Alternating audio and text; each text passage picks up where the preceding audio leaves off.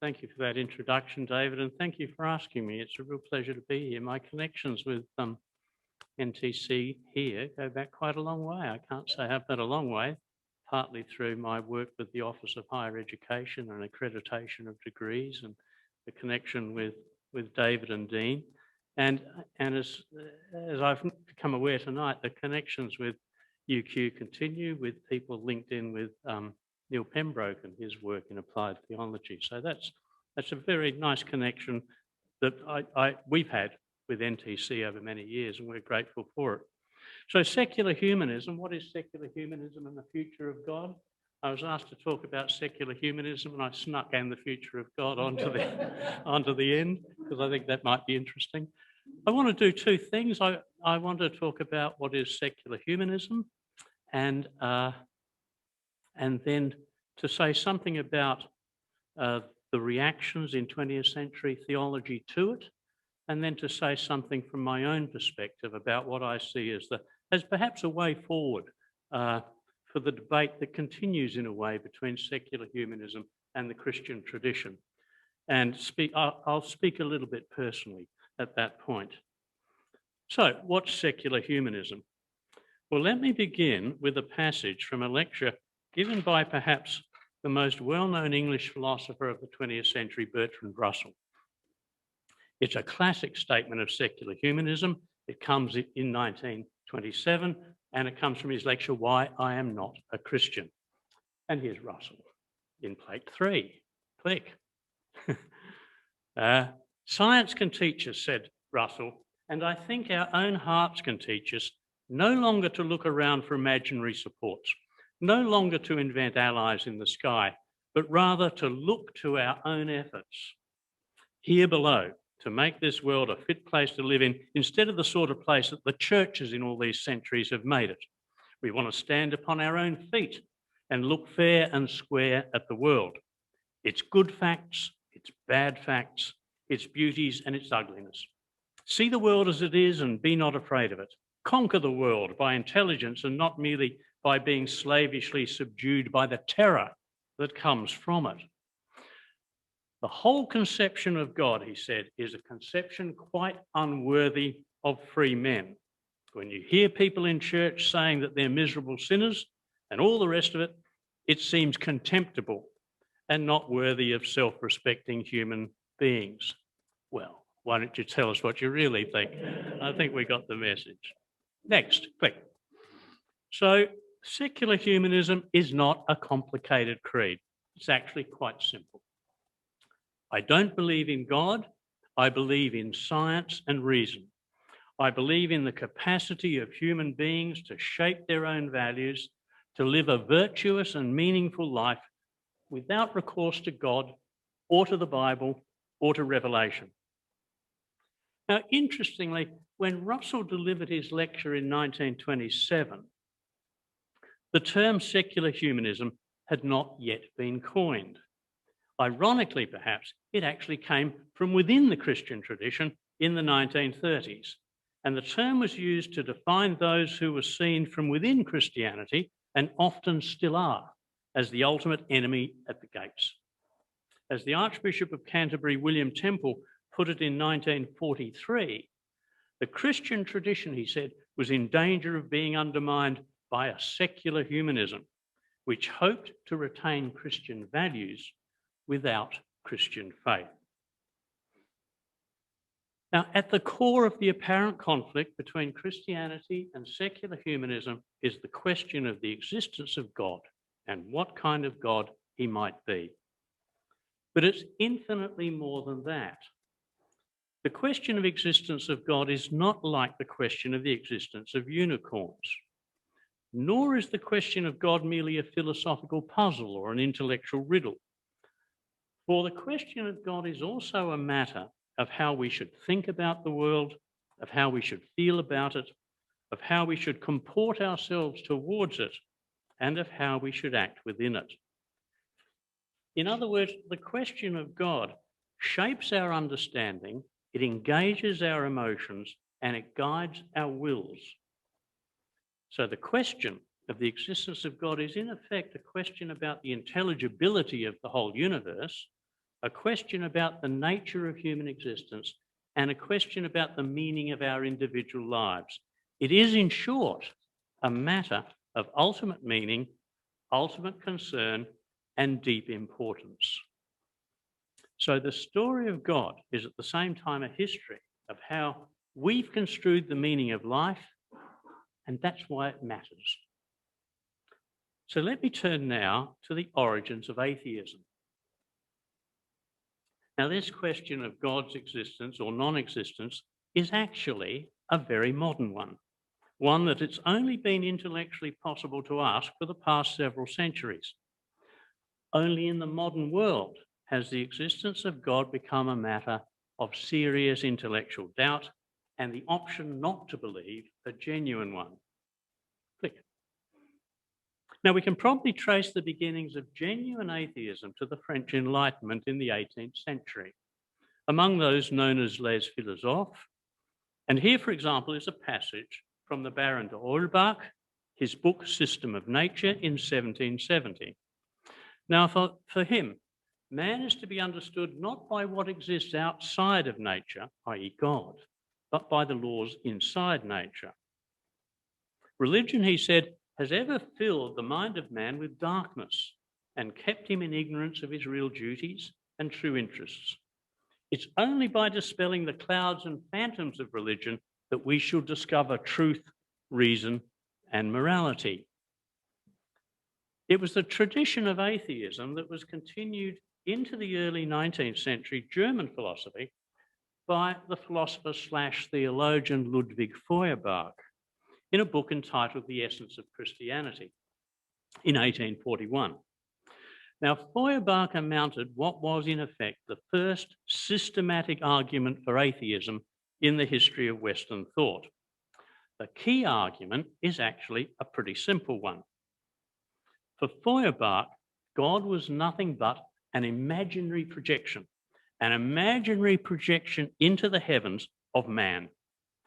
God did not so much make man in his own image as man created God in his. So apparent knowledge of God was in reality knowledge of us, man's true knowledge of himself. Quote, by his God thou knowest the man and the man his God, the two are identical. Whatever is God to a man, that is his heart and soul. And conversely, God is the manifested inward nature, the expressed self of a man. Religion, the unsolemn unveiling of a man's hidden treasures. The revelation of his intimate thoughts, the open confession of his love secrets. Brackets. Sorry about the continual use of man, but there it is. Atheism, then, was actually the secret of religion and the key essence of Christianity. Religion and Christianity in particular were nothing but the truth of the divinity of human nature. The doctrine that God became man was really the doctrine that man was divine. And God's love, as expressed in the incarnation, was really about the redemptive power of human love. So the attributes of God were in actuality the ideal attributes of man projected onto an imaginary God. Thou believest in love as a divine attribute, wrote Feuerbach, because thou thyself lovest. Thou believest that God is a wise, benevolent being because thou knowest nothing better in thyself than benevolence and wisdom. Thou knowest no higher human good than to love, than to be good and wise. In short, it was not so much that God was literally wise and loving as that wisdom and love were metaphorically divine. The importance of Feuerbach, not only the first systematic account of atheism in the history of Western thought, but it was Marx and subsequently Freud who picked up his account of religion and ran with it. And next. And into the middle of all this stepped Charles Darwin. Let's cut to Saturday, June the 30th, 1860. On that day, some of England's leading scientists gathered in the Museum of Natural History in Oxford to discuss Darwin's work on the origin of species, which had been published in 1859, the previous year. Now, the audience had gathered not least because the rumour had circulated that the Bishop of Oxford, Samuel Wilberforce, intended a diatribe against Darwin's account of evolution. And his talk was to be followed by that of Thomas Huxley, who was Darwinism's most vehement and eloquent defender. Wilberforce ended his address provocatively to roars of approval from his supporters in the audience by asking Huxley, was it through his grandfather or his grandmother that he traced his descent from an ape? To Sir Benjamin Brodie sitting near him and waxing biblically, Huxley remarked, "The Lord hath delivered him into my hands." And having risen to reply, Huxley declared that this wasn't a topic that he would have brought forward himself, but he was quite prepared to meet the bishop even on that ground. If then, Huxley said, the question is put to me, would I rather have a miserable ape for a grandfather or a man highly endowed by nature and possessed of great means and influence, and yet who employs those faculties for the mere purpose of introducing ridicule into a grave scientific discussion? I unhesitatingly affirm my preference for the ape. Well, what was it about Darwin's account of the history of nature that was able to provoke such passions? Well, on the face of it, there's nothing obviously contradictory between the understanding of God as creator and the proposition that nature, rather than being static, was evolving and therefore changing over time. Although Darwin could not accept that the diversity of organic life was, as it was explained in the book of Genesis, all created as it were at once, he saw no compatibility between the notion of creation and evolution. Evolution was quite simply the process of change in nature determined by God from the beginning after he'd created the world. However, while evolution as such may not have been incompatible with creation, it jarred with the notion of God's providence. For it seemed to many, and not unreasonably, on Darwin's reckoning, that there was this rather than that was not a matter of divine providence, but of mere chance. Or, if not of mere chance, at least of a set of natural laws that could not be construed in terms of the doctrine of providence. And the consequence of this was that nature was not an instance of providential design, but of natural selection, of a struggle for existence, of the survival of the fittest and the extinction of unviable forms of life. Thus did the higher forms of life evolve, remarked Darwin, quote, from the war of nature, from famine and death. So this was Tennyson's nature red in tooth and claw gone evolutionary. Well, what did this mean for the understanding of the human? At its most general, it meant that we could no longer be considered to have any unique status relative to the rest of creation. Theologically, then, it made problematic any notion that man was made in the image of God. Darwin couldn't have named his book The Ascent of Man, for he made it clear in its closing pages that while some men had morally progressed beyond the monkeys, there were others who had signally failed to progress as far as some apes. Although man, or at least some men, he said, have attained, or not through their own efforts, to the very summit of the organic and moral scale, man still bears, he said, in his bodily frame, the indelible stamp of his lowly origin. There was nothing unique about us. So, by the end of the 19th century then, it had more or less come about, for reasons I'll come back to shortly, that to be a believer in science and a believer in God was no longer an option. The history of God from then to the present is the history of the thinking through of the relation between God and science, or more broadly, God and modernity. And that relationship has been thought through in four quite different ways: through conflict, capitulation, separation, and adaptation. So on the one hand then, let me begin with conflict. On the one hand then, fundamentalists attacked evolutionists. Well, we all know that story. On the other, evolutionists attack religion. Let me begin by talking about the way in which evolutionists attack religion with the conflict between God and modernity in the present with Richard Dawkins and his work, The God Delusion. Now, Dawkins' position is a pretty simple one. Indeed, dare I say, a simplistic one, which shows no awareness at all of the complex history of Christian thought. And frankly, I just find it a bit tiresome that people like Dawkins, who know absolutely nothing about Christianity, dare to pontificate about it. As the English writer Terry Eagleton put it rather nicely, I think, imagine someone holding forth on biology whose only knowledge of the subject is the Book of British Birds. And then you've got a pretty rough idea of what it feels like to read Richard Dawkins on theology. Well, that's unkind, but true, although probably unfair to the Book of British Birds. So those who know anything at all about theology will be a little astounded to read in Dawkins' book that, quote, theology has not moved on in 18 centuries. Okay. That said, the importance of the book is The God Delusion, the book, has nonetheless become the most popular manifesto for atheism in the early 20th century.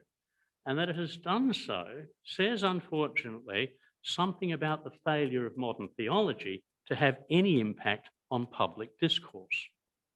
So, next. Be that as it may, as we know, Dawkins is one of the so-called new atheists, but it's actually all pretty old hat. Dawkins is, in essence, the direct heir of 19th century philosophical naturalism or philosophical materialism, and of the view that science and religion are therefore of their very nature in conflict with each other.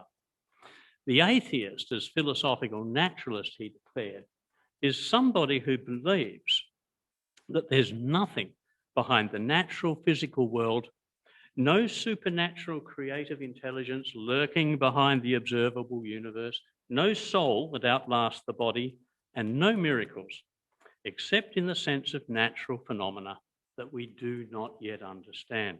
In short, the only stuff in the universe, according to Dawkins, is physical or material. So this is a war between the natural and the supernatural, in which the former, the natural, excludes the latter, the supernatural, on principle. I'm not attacking Dawkins generously wrote any particular version of God or gods. I'm attacking God, all gods, anything and everything supernatural, wherever and whenever they've been or will be invented. So for Dawkins then, science is grounded in philosophical naturalism. And the result of that is that scientists on that account cannot be believers, and believers cannot be scientists. Moreover, according to Dawkins, it's science that matters, for it alone determines what can and cannot be said to exist. Even on this account, agnosticism is not an intellectual option. God's existence or non-existence, he said, is a scientific fact about the universe, discoverable in principle, if not in practice, and not determinable. So for Dawkins, the rational is virtuous science, and the irrational is vicious religion. Reason and faith are irrevocably opposed to each other, and God cannot, in principle, exist. Next.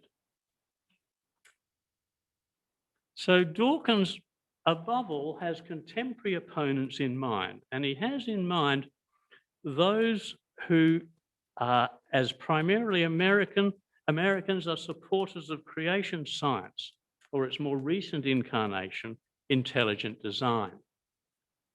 Mine the natural realm for arguments against evolution and for evidence that supports purpose and design, and therefore an intelligent designer. On the face of it, the notion of intelligent design is an attempt to move the conflict between religion and science into a different rhetorical register, that of a debate between one form of science and another. But although it presents itself as science, there's little doubt about the theological motivations of something like intelligence design. Its clear intention is to oppose what it sees as Darwinian atheism with the designer God that Darwinism displaced. In that sense, intelligent design is very much forward to the past. But that's the form of Christian thinking that Dawkins is particularly intending to go after. So next, thanks. So capitulation is one way to avoid conflict. In other words, instead of fighting with the scientists, say you were right and we'll completely rethink religion. We give up, we capitulate. And it's not surprising then that a number of 20th century theologians gave up the battle, declared that science had won the day, and proclaimed literally or metaphorically the death of God. In so saying, they were often drawing inspiration from the German philosopher Friedrich Nietzsche. And it was in his work, The Gay Science, that Nietzsche first declared that God had been literally murdered. There the madman cried in the marketplace, "Where is God? I'll tell you, we've killed him, you and I." That was not news to the madman's audience of amused unbelievers, but it was the meaning of God's death that the madman believed his audience had failed to grasp. But the death of God meant that meaning itself had died. And so he wrote, "But how did we do this? How were we able to drink up the sea? Who gave us the sponge to wipe away the entire horizon? What were we doing when we unchanged this earth from its sun? Where's it moving to now? Where are we moving to? Aren't we straying as though through an infinite nothing?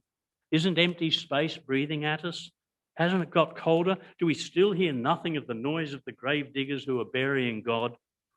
Do we still smell nothing of the divine decomposition? God's too decomposed. God is dead. God remains dead, and we have killed him."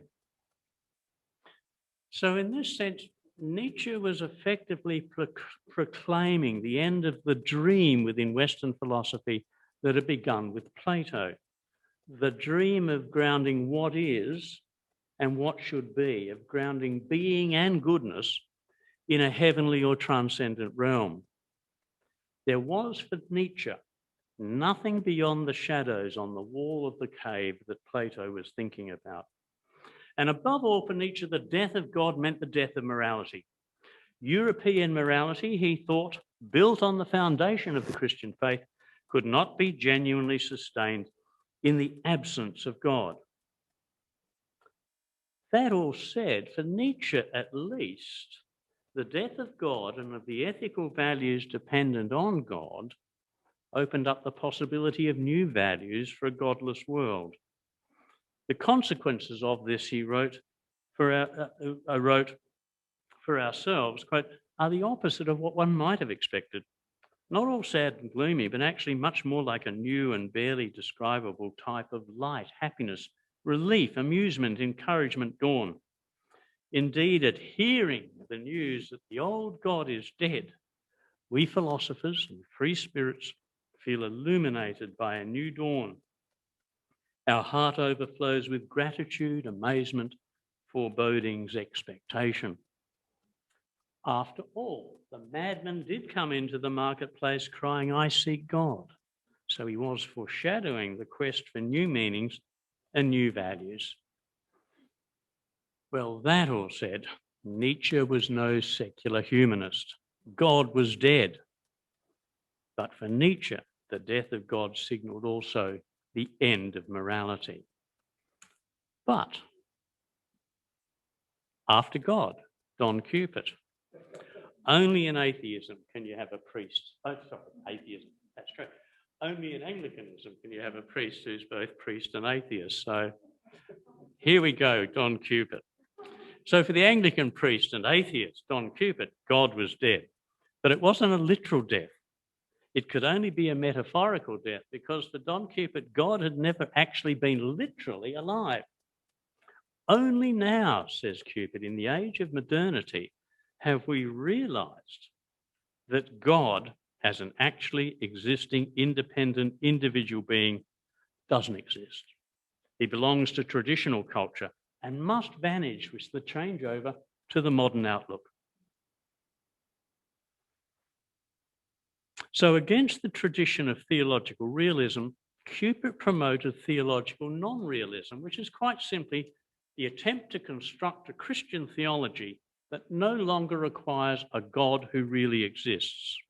And he tried to create, as a result, a new way of being religious. So religion is for Cupid human, historical and cultural, all the way up the turtles and all the way down. It's only a set of stories and symbols, values and practices out of which individuals must create their own religious life. This Christian non-realism, as he calls it, is thoroughly naturalistic in outlook, seeing the whole system of supernatural doctrine as poetry to live by, or as Wittgenstein put it, rules of life dressed up in pictures. Religious believers, like artists, produce their own lives like works of religious art. So on this account, God's still in the story, but he's nothing more than a guiding spiritual ideal rather than an objectively existing being. God is, Cupid declared, an ideal standard of perfection by which I judge myself and am myself judged. God is the divinity of love, which above all makes our lives worth living. So commitment to God becomes resolved into commitment and belief in life. So on the bright side, Nietzsche's cosmic nihilism is here replaced really by a radical Christian humanism in which human freedom and human happiness mean being given over completely to the world, in spite of its randomness, its indeterminateness, and its apparent evils. Put another way, quite simply, Don Cupid's theology is secular humanism with nonetheless a very Christian face.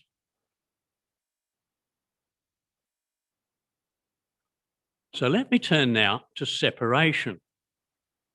Conflict, you've won the day, we give up. Capitulation, conflict, let's fight. Capitulation, we give up. Then there's separation. Now, the story of the relationship between God and science over the past 3 centuries has been a story about the meaning of the natural world, whether to fight for God's place within that meaning or whether to capitulate or adapt to the increasingly dominant scientific reasoning of the natural world. However, much of 20th century thought about God did proceed on the assumption that science and religion occupy radically different spaces, such radically different spaces that an amicable, or perhaps not so amicable, separation was the best outcome for both. Theologians, in short, decided to take it personally. Science, they determined, dealt with the natural, the meaning of the world. Religion with the existential, the meaning of human existence. So as natural scientists in the 20th century lost interest in natural theology, it was inevitable that theologians would seek new territories to conquer. And they did so by reframing the distinction between the human and the natural into a distinction between being and becoming. The world is, but we become. This, they declared, was the essential distinction between the natural and the human, respectively. And German theologians in particular, throughout the 20th century, devoted their energies more and more to the investigation of meaning as determined by personal value, paying less and less attention to the cognitive dimension of human experience. So out of this emphasis on the subjective rather than the objective arose the 3 most significant Protestant theologies of the 20th century, those of Paul Tillich, Rudolf Bultmann, and Karl Barth. Now, for Tillich, Christian faith quite simply provided the answers to the questions raised by an analysis of human existence. These answers, the answers to the questions of human existence, he declared, are contained in the revelatory events on which Christianity is based. Their content can't be derived from questions that would come from an analysis of human existence. They are spoken to human existence from beyond it. Otherwise, they wouldn't be answers. But the question is human existence itself. And pretty similarly, for Rudolf Bultmann, the mythological worldview of the Bible, now replaced by modern science, had to be rethought in terms relevant to modern human existence. And for Bultmann, this meant the existential philosophy of Martin Heidegger. Heidegger's philosophy, like the New Testament, according to Bultmann, really presented us with an analysis of who we are. We're beings existing historically in care for ourselves on the basis of anxiety. We're ever in the moment of decision between the past and the future, whether we'll lose ourselves in the world of what is available or whether we'll attain our authenticity by surrendering all our securities and being unreservedly free for the future. What was the message of Christianity? The message was that God in Christ has at the same time revealed to us our alienation as human beings and provided us with the means to liberate us from our inauthentic existence. That's the point of the Christian gospel. So, as the limiting 20th century instance of the privileging of personal faith over reason, over science, we might add, we can take the Swiss theologian Karl Barth. Now, for Barth, there was an impassable chasm between revelation on the one hand and anything to do with human inquiry on the other, whether the natural sciences or the social sciences or even the human sciences, including existentialism. So Barth took a leaf out of the Danish philosopher Kierkegaard's book and proclaimed the infinite qualitative difference between God and man. What was the cause of that difference? Our sinful nature. And it was that rendered the path from man to God impossible. He agreed fully with Feuerbach. Any theology that began with the world or began with man would end up exactly where it began, nowhere. We saw, he wrote, that theology's whole problem had become how to make religion, revelation, and the relationship with God something which could also be understood as a necessary predicate of man. To Feuerbach, the meaning of the question is whether the theologian, when he formulates this problem, is doing no more but divinizing humanity. Feuerbach got it right because 19th century theology was starting with a view of man and trying to go from there to God. 18th and 19th century theology, according to Barth, had actually asked the wrong question. Instead of inquiring about the reality of revelation, it had inquired about its possibility. Religion had come to be understood independently of revelation, and revelation was understood from religion. And that left religion simply as a human phenomenon, which found its source not in God, but in man. So for Barth, on the other hand, God could never be the object of knowledge. He wasn't at the disposal of human knowledge in its ordinary operations or amenable to criteria of truth that took no account of the unique nature of God, namely that it was always subject. For Barth, we are the object of the divine subject's saving grace in Jesus Christ, in whom God objectified himself for our salvation. That God gives himself to be known by man in the revelation of his word, said Barth, by means of the Holy Spirit, means this: he comes before us as subject in the relation of object. So for Barth, the circle of faith was closed against philosophy, and the territory of revelation was secured against the domain of reason. Matthew Arnold's sea of faith, retreating from modernity like an ebbing tide, had now become an island of faith, which was reachable only by those willing to abandon the lands of reason and make a leap of faith onto the island. So that's separation. Let me turn to adaptation. Now, if we look at the history of God over the past 300 years, we recognise that immutable God may have been, but he was forever ever changing. He was very adaptable to the intellectual currents that swirled around him.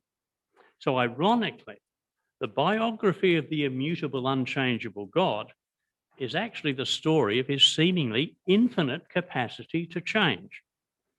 So if we look back over the Western history of religion, we see that the God of the Old Testament adapted to the New Testament and then later to the Quran.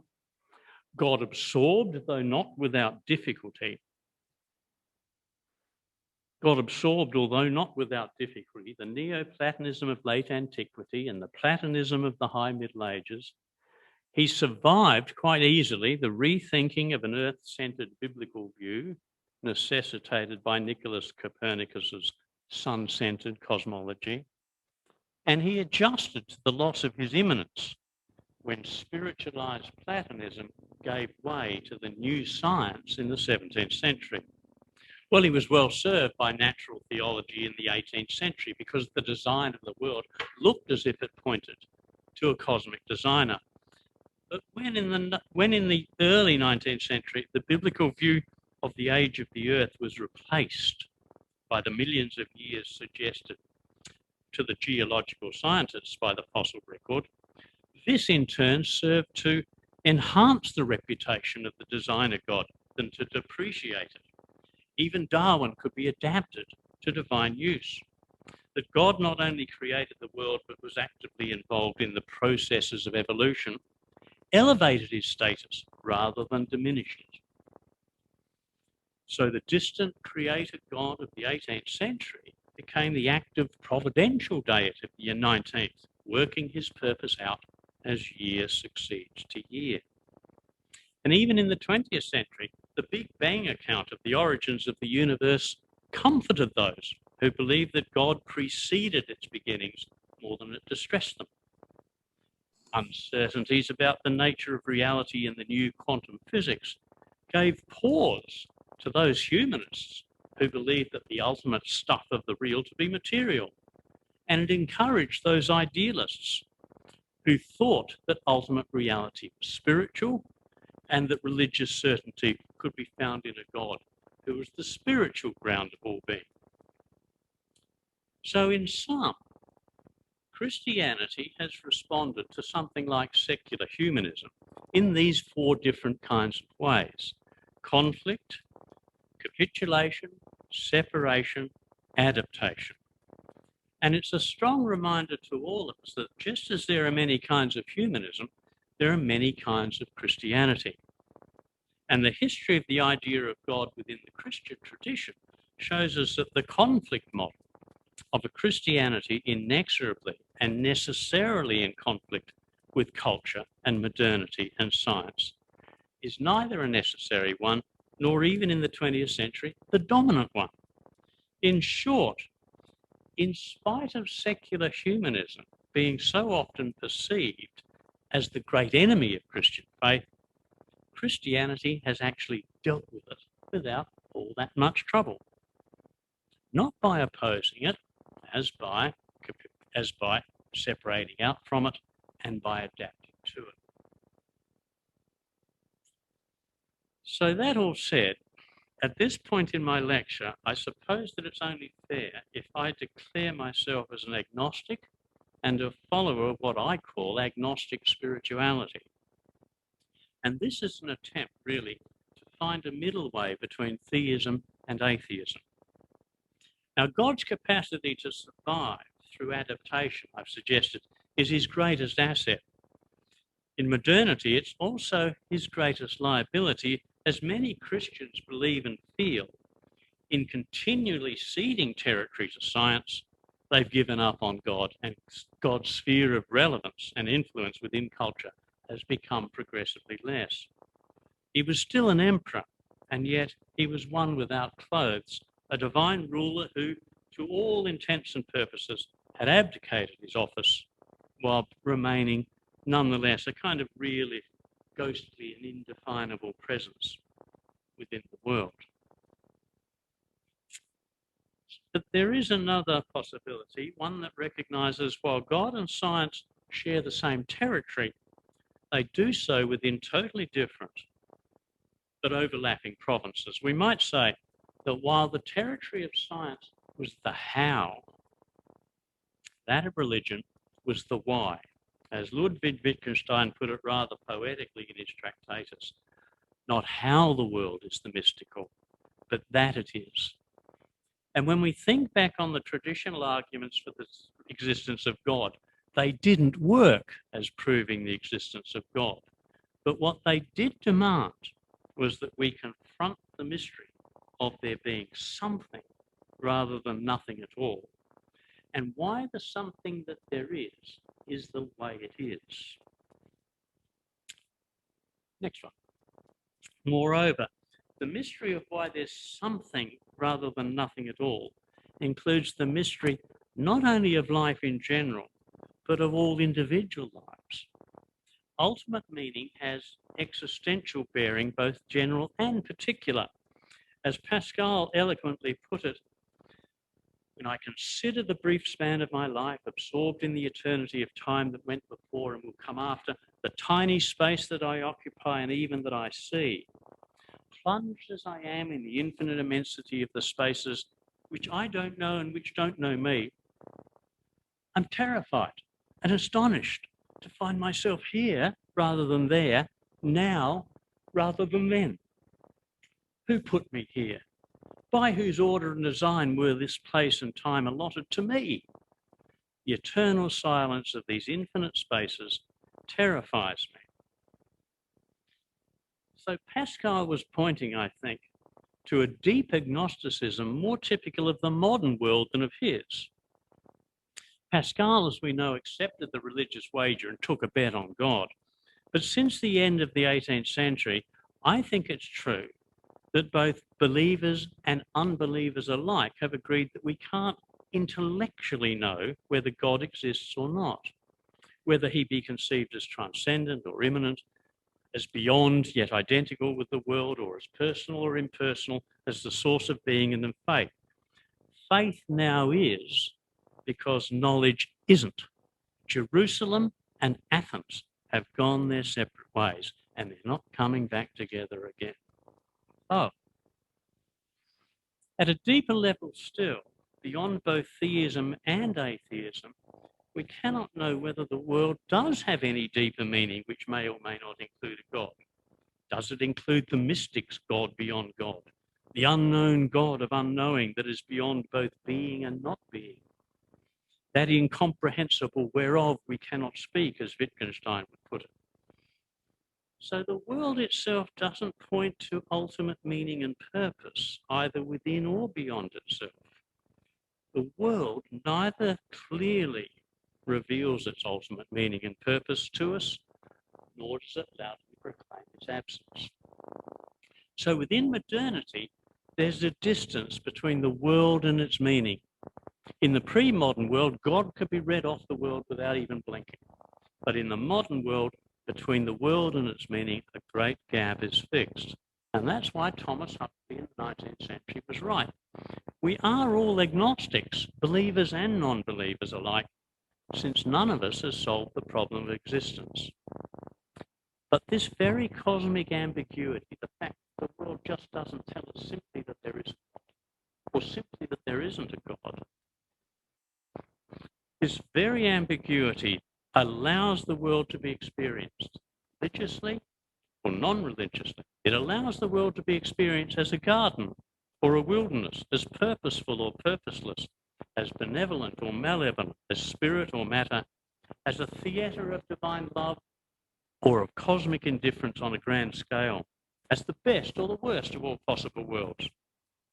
This is the cosmic uncertainty that makes possible belief or unbelief, hope or despair, the one just as reasonable and defensible as the other. Now that we, as human beings, can ask the question of ultimate meaning is our greatest triumph. It's what separates us from all other species. Is our very capacity to ask this question a sign itself of deeper meaning? Is this the image of God within us, or is it merely an outcome of evolutionary serendipity? Well, we can't know. This question, like the question of ultimate meaning more generally, is unanswerable. We're forever poised between, on the one hand, our ability to wonder at the mystery of it all and to search for what it all might mean, and on the other, our inability ever to find out. That's our greatest tragedy. So the story of God then is a story of a search for ultimate meaning. Whatever it means at least this, that ultimate meaning can't be read off the surface of things. It is dependent on uncertainty and knowing. Do we get closer to it as we go along? I don't know. The more we seek, perhaps the less certain we become that we'll reach the end of the quest. Now, a personal note, perhaps, to end on. I'm now far less certain of ultimate meaning than I was when I embarked upon the quest as an idealistic theological student, 17 years of age, some 50 years ago, although it seems like 50 centuries ago. But anyway, then I had some certainty. For then the search for meaning was embedded within the certainty of faith in God. Now, in my theological studies, I went to a very liberal theological college, and we were encouraged to think critically about our faith. I engaged in this critical thinking so well that I thought myself completely out of faith and out the other side. So the quest for meaning. I have to switch this out.